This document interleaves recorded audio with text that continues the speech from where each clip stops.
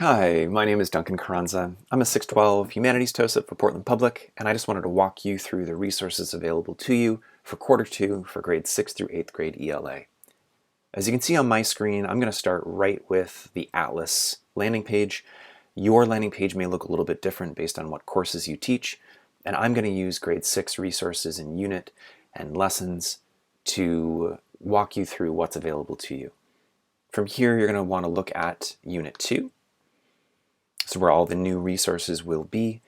The unit planner looks just the same as Unit 1. The boxes are the same, the resources or info in each box will be a little bit different.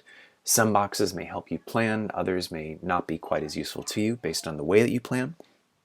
Right from the start, you do have essential questions and big ideas. You do have the priority and supporting standards. These follow the scope and sequence that we set out at the beginning of the school year. You have the content and skills that will be discussed and addressed in the unit. You have the graduate portrait. You also have teaching tolerance and social justice standards. These standards, especially the ideas of identity and diversity, will provide the background and the focus of our lessons in unit this quarter. You then have the assessments. Similar to Unit 1, I've linked in the grade 6 teacher-created assessments and rubrics. That when you open that document up, you'll find a document that looks like this. It takes you to the Google Doc, where the standards are on the left.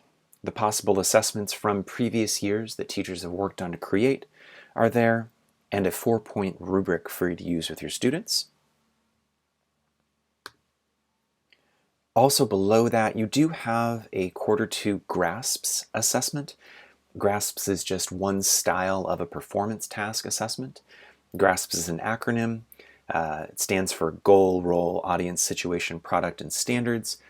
It creates a larger, ideally more engaging experience for students to work with.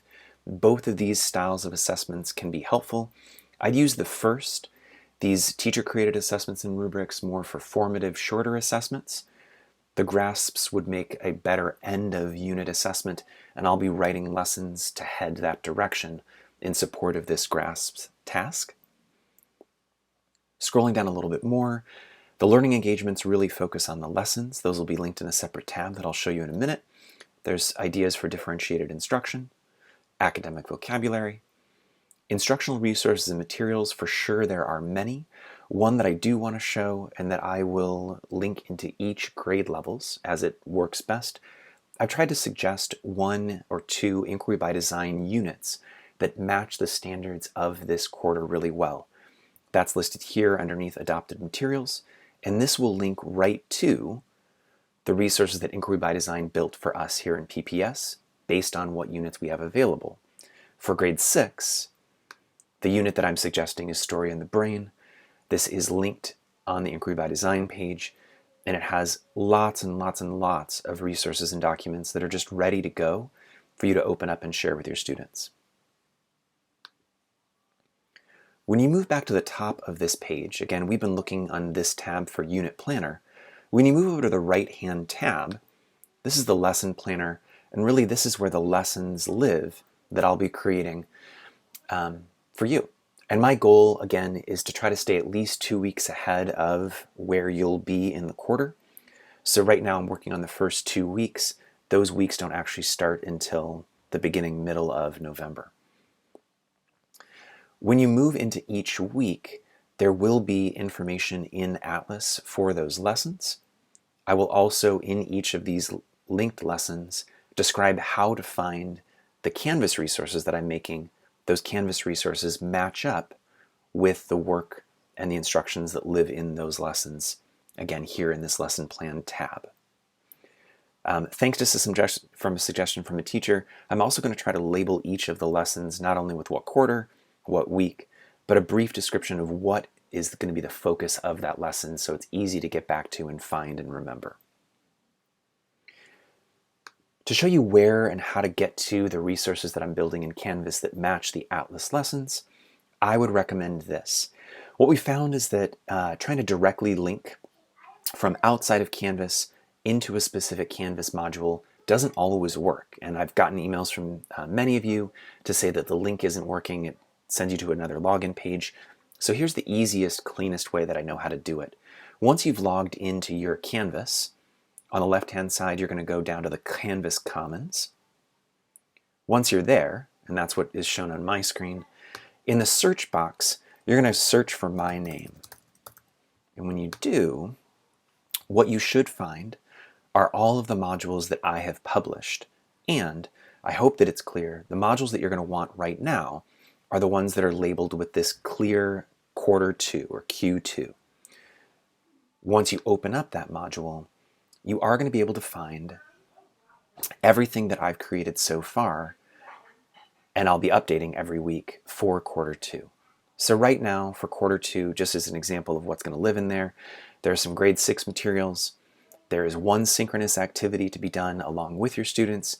And right now there's 2 smaller assignments that are better for maybe asynchronous work or side-to-side work with your students.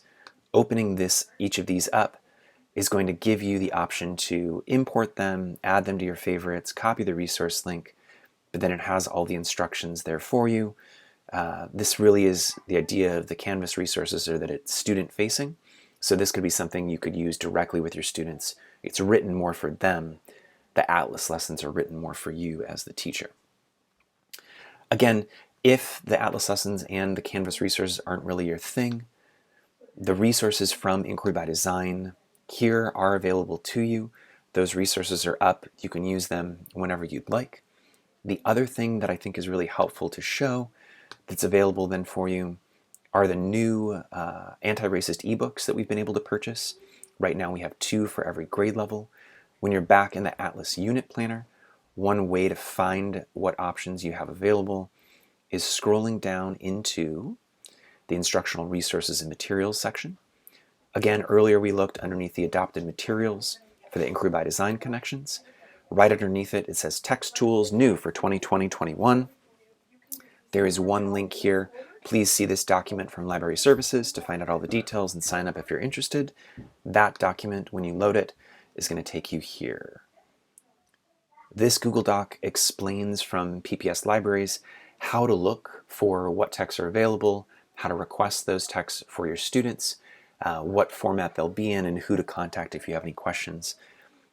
This is a great resource for you and for your students if you've been looking for a longer piece for them to get to read and have access to at home.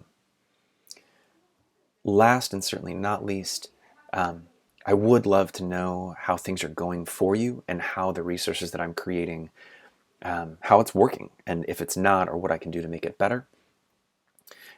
In the box that you got to from the newsletter, or even from this description in Atlas, there is a link to a short survey. It's the 6-8 ELA Atlas and Canvas survey.